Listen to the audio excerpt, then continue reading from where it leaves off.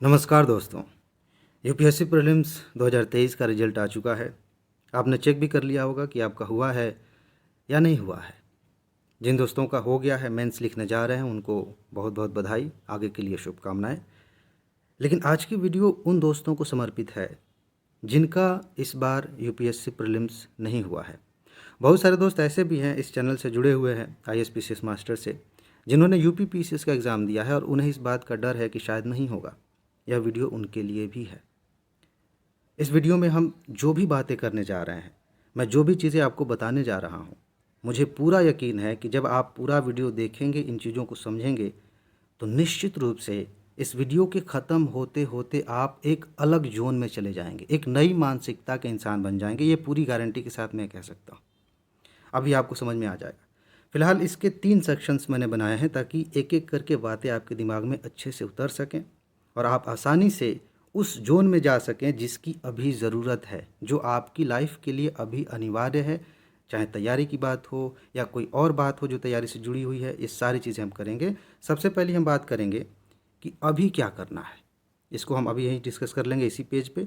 बाकी अगले पेज पे हम बात करेंगे कि आपके लिए सुनहरा अवसर क्या है। कमाल की बात है, आपको समझ के बहुत अच्छा लगेगा।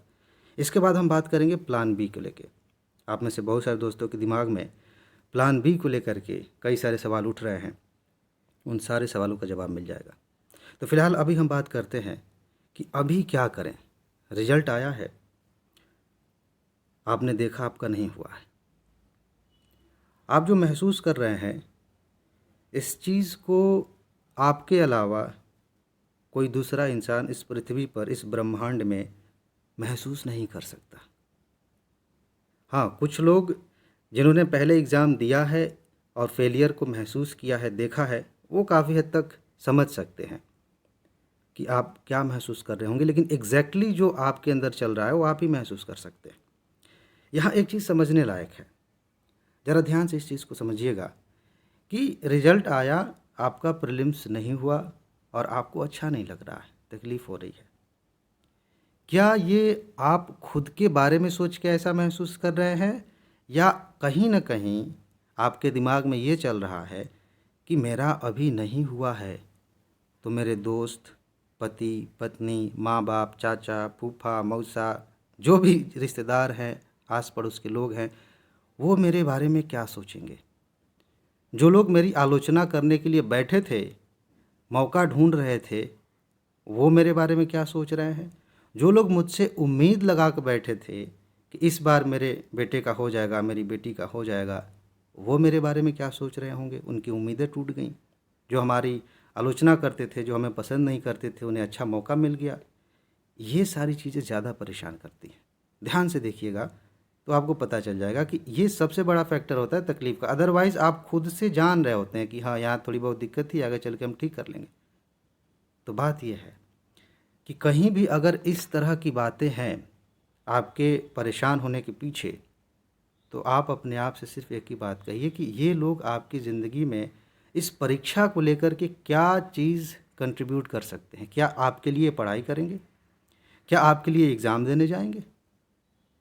ये लोग सिर्फ बैठ के देख सकते हैं कि आप क्या कर रहे हैं। जो लोग आपसे उम्मीद लगा रहे हैं वो भी, जो आपकी आलोचना करने के लिए बैठे हैं वो भी। इनमें से किसी को भी इतना महत्व मत दीजिए कि आप फेल हो रहे हैं या पास हो रहे हैं तो बहुत ज़्यादा उनका रोल उसमें दिख रहा है नहीं, प्रैक्टिकली ऐसा कुछ है नहीं। तो इस चीज़ को लेकर के तो आप बिल्कुल परेशान मत होइए, बिल्कुल मत सोचिए कि लोग आपके बारे में अभी क्या सोच रहे होंगे। इसकी ज़रूरत ही नहीं है, बिल्कुल ये अनावश्यक चीज़ है।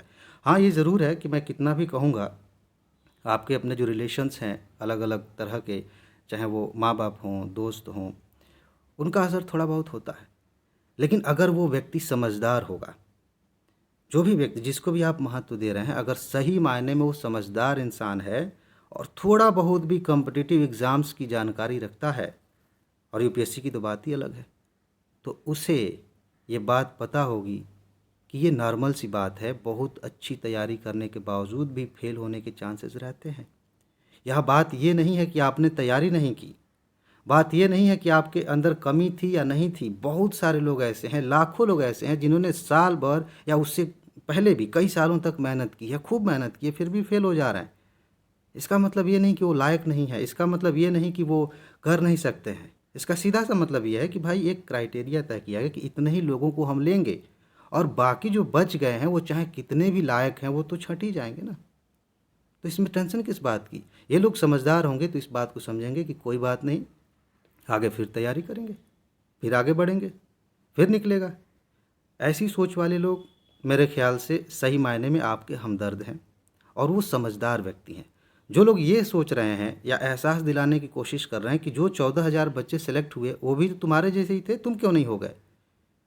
बाकी लोग सफल हो रहे हैं, तुम्हारा ही क्यों बार बार रिजल्ट निगेटिव आ रहा है? तुम ही क्यों बार बार फेल हो जा रहे हो या हो जा रही हो? समझ जाइए कि मानसिक रूप से वो लोग कंगाल हैं। वो लोग समझ नहीं रहे हैं यूपीएससी के पैटर्न को, और जिस साल का पैटर्न अभी चेंज हुआ है इस साल, इसमें तो ये बात और फिट होती है। ऐसे लोगों को समझना चाहिए। ऐसे लोगों को आप भाव देना बंद करिए, अपनी ज़िंदगी पे फोकस करिए, अपनी तैयारी पे फोकस करिए और आगे बढ़िए। ये तो बात हो गई कि अभी आप क्या करेंगे। ये थोड़ी सी बातें थी। मेरे ख्याल से आप खुद इतने समझदार हैं कि आप जानते हैं कि अपनी ज़िंदगी में किस व्यक्ति को कितना महत्व देना चाहिए। लेकिन बात यह है कि अभी आपके सामने सुनहरा अवसर क्या है? क्योंकि देखिए, हम अपने आप को समझा लेंगे, हाँ ठीक, कोई बात नहीं, फिर तैयारी करेंगे, लेकिन मन में एक कसक सी रह जाती है कि अगर इस बार हो जाता, काश इस बार हो जाता तो कितना मज़ा आता। पिछले 2 बार से फेल हो रहे हैं, या मेरा पहला अटेम्प्ट ही था, फेल हो गए।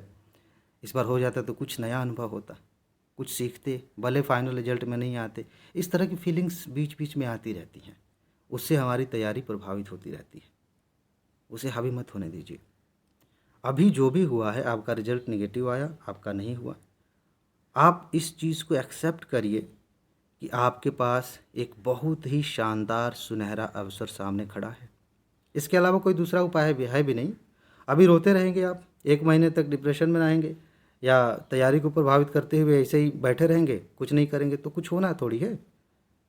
एक मैंने कहीं पढ़ा था, एक लाइन पढ़ी थी कि अभी आप फेल हो गए तो दूसरी बार कब सफल होंगे यह इस बात से तय होता है कि आप कितनी जल्दी उठकर खड़े हो जाते हैं। आपका रिजल्ट आ गया है, मेंस के लिए आप नहीं जा रहे हैं, इस चीज़ को एक्सेप्ट करते हुए आप ये देखिए कि अभी आपके पास क्या अवसर है, और तुरंत खड़े हो जाइए, तुरंत काम में लग जाइए। क्योंकि लाखों लोग ऐसे हैं जो इसको लेके ढोएंगे, रोते रहेंगे, महीनों तक रोते रहेंगे। आपको उनसे आगे निकलना है, क्योंकि अगले साल एग्ज़ाम में वो लोग भी बैठेंगे। समझ रहे हैं ना? तो आपको समझना पड़ेगा कि सुनहरा अवसर क्या है। इसमें 3 कैटेगरीज़ के लोग हो सकते हैं, एक एक करके हम बात कर सकते हैं। देखिए, कुछ लोग तो ऐसे हैं जिन्होंने इस साल एग्ज़ाम दिया है, जिनकी तैयारी थी ही नहीं, उन्हें पता भी था। तैयारी नहीं थी, बस एग्ज़ाम देने गए थे, दे दिए थे, और ऐसे ही मान के चल रहे थे कि देखते हैं होता है कि नहीं होता। ऐसे लोगों का कभी कभी हो भी जाता है, लेकिन ज़्यादातर नहीं होता है, ठीक है? क्योंकि यहाँ पे ऐसे हवाबाजी नहीं चल रही है। हालांकि इस बार का जो पैटर्न है, आप कह सकते हैं कि ज़्यादातर ऐसे लोगों का सिलेक्शन हुआ है जिनका तुक्का ज़्यादा काम आया है। बिल्कुल एक नए तरह का पैटर्न था, लेकिन तुक्का भी उन्हीं का काम आएगा जिन्होंने पहले से बैकग्राउंड में काम किया हो। समझ रहे हैं? फिलहाल हम बात करते हैं कि जिनकी तैयारी नहीं थी, उनके लिए यह है कि भाई ठीक है, आपने एग्ज़ाम दे लिया, अनुभव हो गया। अगर आपका प्री हो भी जाता तो आप क्या कर लेते? कुछ नहीं कर पाते। अभी भी देखिए, इस बार एग्ज़ाम हुआ है ना, 14,000 में से लगभग 30% 40% लोग ऐसे होंगे जो अचानक से महसूस करेंगे कि पैरों तले ज़मीन खिसक चुकी है। उन्हें आइडिया ही नहीं है कि अब क्या करना है, क्योंकि मेंस की तैयारी अपने आप में एक बड़ा टास्क है। सिर्फ 2-3 महीने में सब कुछ कवर नहीं किया जा सकता। वो मान के चल रहे थे कि जैसे पहले प्री तो निकले, प्रे तो निकले, अब निकल गया, अब क्या करेंगे? तो अगर आप इस कैटेगरी में थे तो आपकी भी हालत यही होती।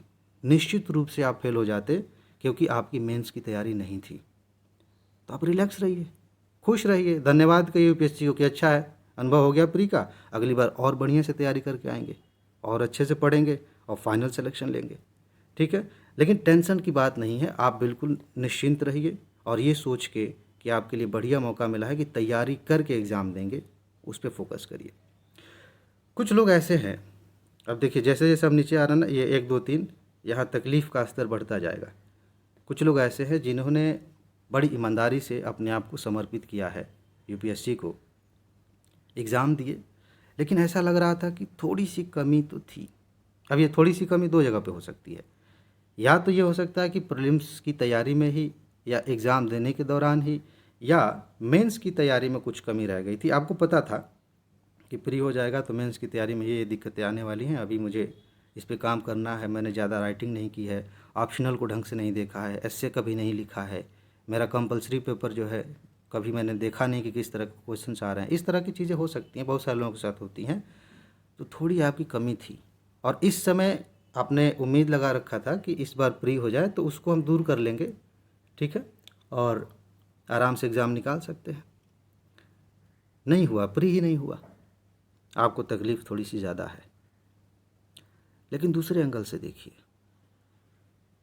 थोड़ी सी कमी थी, आप मेंस देते, मेंस मान लेते निकल गया, लेकिन बहुत कम नंबर आए, बस जैसे तैसे बॉटम पे थे, निकल गया। इंटरव्यू दिए, ओवरऑल मिला के आपका सिलेक्शन नहीं हुआ। फिर जिस समय रिजल्ट आता है उसके कुछ ही दिनों बाद, कभी 2 दिन बाद, 4 दिन बाद, 1 हफ्ते बाद प्री होता है अगले साल का। क्या आपके पास टाइम बचता है इतना कि दोबारा से प्री की तैयारी कर सके? क्योंकि जैसे ही मेंस हुआ आप तो पूरी तरह से मेंस में लग गए, मेंस अगर हो गया तो इंटरव्यू में लग गए और फाइनल सिलेक्शन हुआ नहीं, तो अगले साल का भी टाइम आपका ख़राब हो जाता, अगले साल प्री निकालने की संभावना न के बराबर हो जाती। समझ रहे हैं इस चीज़ को? तो आप अपने आप से फ़िलहाल यही कह सकते हैं कि ठीक है, थोड़ी सी कमी थी, इस बार उसे सुधारेंगे और अगले साल गारंटीड, इस बात की गारंटी है कि हम एग्ज़ाम क्वालिफाई करेंगे। इसके अलावा कोई ऑप्शन है आपके पास? इससे बेस्ट ऑप्शन है कोई आपके पास? मेरे ख्याल से तो नहीं है, क्योंकि इसके अलावा जितने भी ऑप्शंस हैं वो यही है कि आप यूपीएससी को कोसें, कुछ परिस्थितियों को दोष दें और जो रियलिटी है उससे हट जाएं। अभी आप बहुत करीब हैं, तैयारी के बहुत करीब हैं, थोड़ा ही मेहनत करना है, आप बहुत अच्छा कर लेंगे।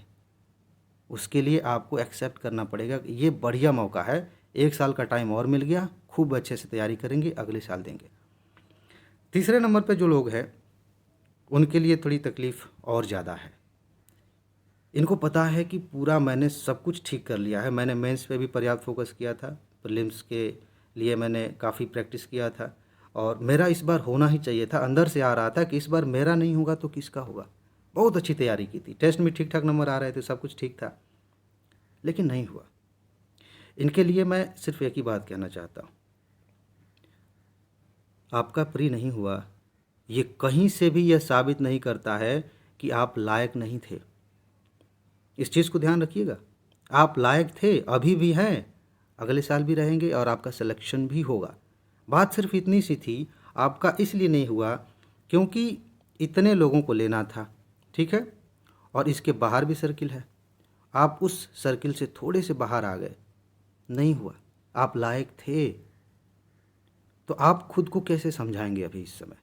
आपके लिए सुनहरा अवसर कैसे है? आप पहले भी लायक थे कि आपका सिलेक्शन होना चाहिए, अभी भी हैं, बस ये है कि थोड़े से जो लोग चाहिए वो ले लिए गए, उनके बगल में आप खड़े थे, आपका नहीं हुआ। ऐसा होता है, हर एग्ज़ाम में होता है, हर कॉम्पिटिटिव एग्ज़ाम में ऐसा होता है। कुछ लोग जितनी सीटें उस हिसाब से चुन लिए जाते हैं, बाकी लोग रह जाते हैं। आप ये देख सकते हैं कि आपकी तैयारी पूरी है, अब जितना ज़्यादा मेहनत कर सकते हैं करिए, ताकि आप अगले साल टॉपर बन सके, टॉप 10 में आ सकें, पहली रैंक हो सकता है कि आपकी आ जाए। आप इस पर फोकस करिए, इस तरीके से लेके चलिए। अदरवाइज़ अगर आप दुखी हो जाएंगे, अपने आप को एक तरह से डिमोटिवेट करने लगेंगे उल्टी सीधी बातें सोच के, तो जो अभी तक की तैयारी है वो भी ख़राब हो सकती है। सेल्फ डाउट जब आ जाएगा तो आपका कॉन्फिडेंस गिर जाएगा और आप लगेगा कि कुछ नहीं जानते हैं, फिर आपको एक्स्ट्रा 6 महीने साल भर ज़्यादा मेहनत करनी पड़ेगी। आप अभी एकदम डट के खड़े रहिए, देखिए कि आपकी तैयारी बहुत अच्छी है, बस उसमें थोड़ा सा और पॉलिश करना है, थोड़ा सा और उसे शार्प बनाना है, आपका सिलेक्शन हो जाएगा, आप टॉपर्स की लिस्ट में आ सकते हैं। लेकिन एक चीज़ और है, और वो ये है कि जिस तरीके से पैटर्न बदल रहा है, जितनी अनिश्चितता है, उसको देखते हुए दिमाग में आ रहा है कि क्या हम पढ़ाई ही करते रहें? कब तक चलेगा ये? क्या इस बात की गारंटी है कि मैं 2 साल और पढ़ाई करूं तो मेरा हो जाएगा? कुछ कह नहीं सकते। और ऐसे में सवाल आता है कि प्लान बी होना चाहिए या नहीं होना चाहिए। प्लान बी का सीधा सा मतलब ये है कि यूपीएससी की तैयारी के अलावा रोज़गार के लिए, पैसे कमाने के लिए कोई और ऑप्शन हमें लेके चलना चाहिए या नहीं चलना चाहिए। इसके दो आंसर हो सकते हैं। सीधा सीधा कहें तो एक आंसर हो सकता है हाँ, एक आंसर हो सकता है ना। लेकिन सिर्फ इतने से काम नहीं चलता है, आपको कुछ चीज़ें देखनी पड़ती है कि आपके लिए प्लान बी ज़रूरी है या नहीं है।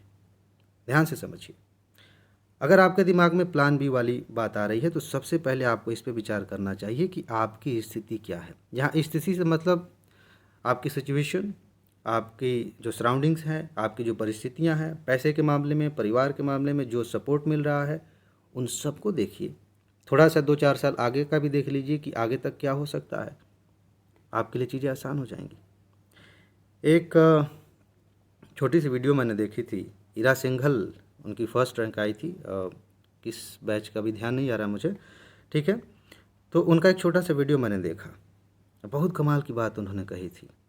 उन्होंने कहा था कि अपने दुश्मन से अगर बदला लेना है ना, तो सिविल सर्विस की तैयारी एक सबसे अच्छा माध्यम हो सकता है। अब इतनी लाइन सुनने के बाद हो सकता है कि मैं थोड़ा शब्दों को आगे पीछे बोल रहा हूँ, लेकिन कहने का सेंस वही था, एकदम एग्जैक्टली वही मतलब था। इतना सुन के लगता है कि आप सिविल सेवा की तैयारी करो, आईएएस बनो और तब दिखा दो अपने दुश्मन को। ऐसा वो नहीं कह रही थी। उन्होंने आगे कहा कि इसका मतलब ये नहीं कि आप तैयारी करो, इसका मतलब ये है कि आप उसे कह दो कि तुम्हारा दिमाग बहुत तेज़ है, तुम पढ़ने में बहुत अच्छे हो, तुम्हें आईएएस बनना चाहिए, तुम्हें तैयारी करनी चाहिए। और ज़िंदगी बर्बाद हो जाती है, सालों साल लग जाते हैं, जवानी उसी में खप जाती है। ज़रा आप देखिए कि आपकी शुरुआत कैसे हुई थी। कहीं ऐसा तो नहीं कि बस चढ़ावे चढ़ावे में किसी ने कह दिया कि अरे तुम नहीं बनोगे तो कौन बनेगा, कहीं ऐसा तो नहीं है। हाँ, ये ज़रूरी नहीं है कि जो लोग कह रहे थे वो आपके दुश्मन हो, आपके माँ बाप हो सकते हैं, दोस्त हो सकते हैं, कोई भी हो सकता है। वो तो मैंने ऐसे ही एग्जाम्पल के लिए दिया, आपके अंदर से नहीं आ रहा था। हालांकि 90% लोगों के अंदर से नहीं आता, वो परिस्थितियाँ तय करती हैं।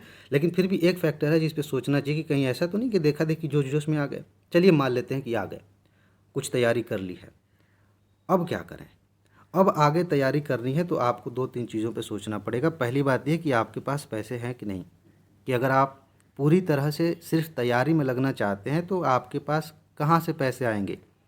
जो लोग पैसे आपको दे रहे हैं, बड़े भाई हो सकते हैं, पिताजी हो सकते हैं, रिश्तेदार हो सकते हैं, वो कितना सपोर्ट कर रहे हैं। और कहीं ऐसा तो नहीं कि सपोर्ट करने के नाम पर वो आपके ऊपर प्रेशर भी बना रहे हैं। ऐसा भी हो सकता है कि लोग आपका सपोर्ट कर रहे हैं लेकिन एक तरह का प्रेशर महसूस करते हैं आप, कि हमें रिजल्ट दिखाना ही है, तो थोड़ी दिक्कत है।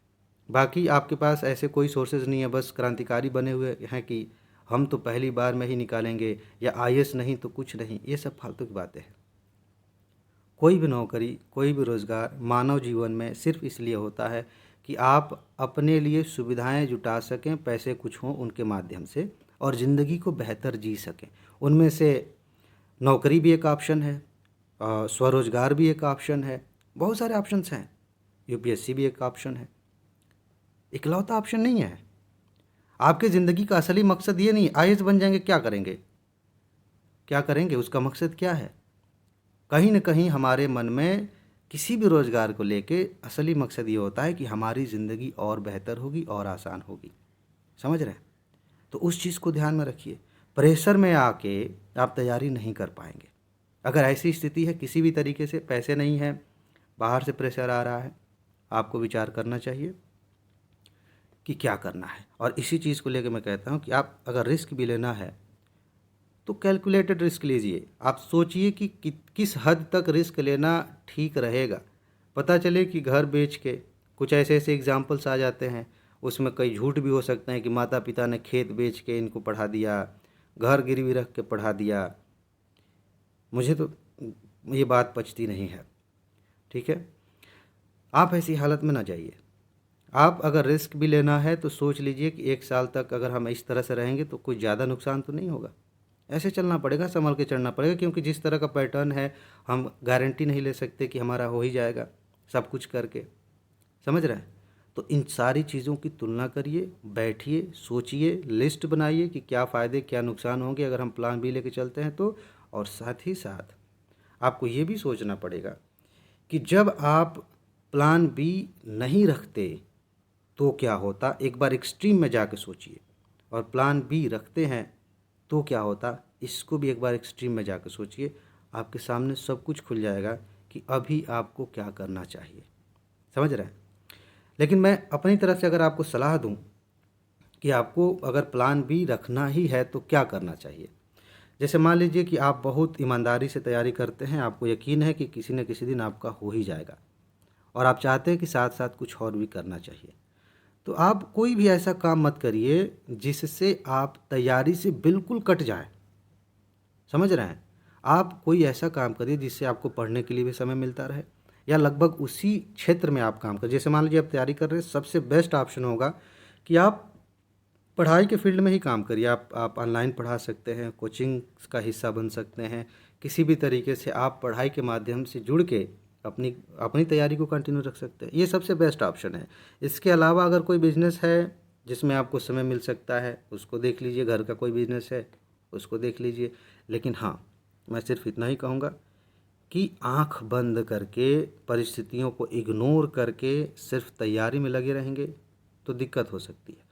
लेकिन हाँ, एक चीज़ और है, कभी कभी ऐसा भी होता है कि सब कुछ ठीक है, घर से पूरा सपोर्ट मिल रहा है और कोई प्रेशर नहीं है। सब लोग यही कह रहे हैं कि पैसे की चिंता मत करो, तुम तैयारी करो और आपका मन भी है। सबसे मेन बात ये है कि आपका मन है तैयारी करने का, तब तो आप लगे रहिए, तब आपको प्लान बी की ज़रूरत नहीं है। ठीक है? इसका मतलब ये नहीं कि ज़िंदगी भर यही करना है। कहने का मतलब ये कि 1-2 साल या 1-2 अटैम्प्ट और देख के उसके बाद से नहीं होता है तो फिर प्लान बी पे सोचिएगा। कब तक घर वालों के भरोसे रहेंगे? ठीक है जी। तो मेरे ख्याल से मैंने आपको सोचने के लिए पर्याप्त चीज़ें दे दी हैं जिनके आधार पे आप अपनी तैयारी को फ्रेम कर सकते हैं। कंक्लूज़न में अगर कहें तो रिजल्ट जैसा भी हुआ हो चुका है, समय बीत रहा है। आपको तय करना है कि अभी हम उदास बैठे रहें, लोगों की सिंपैथी लें, सफाइयाँ देते फिरें कि इस वजह से नहीं हुआ, उस वजह से नहीं हुआ, या फिर हम उठ के खड़े हों, दोबारा से देखें कि हमें क्या करना है और तेज़ी से उस काम में लग जाए। ये 2 ऑप्शंस है, चुनना आपको है। इसी से आपकी ज़िंदगी का रास्ता तय होगा कि आप आगे कहाँ जा रहे हैं, क्या करने वाले। ठीक है जी। तो बस इसमें इतना ही है। अपना ख्याल रखिए, खुश रहिए, मस्त रहिए, मुस्कुराते रहिए, जल्दी से सफल होइए और ज़िंदगी को एंजॉय करिए। आगे मिलते हैं। नमस्कार।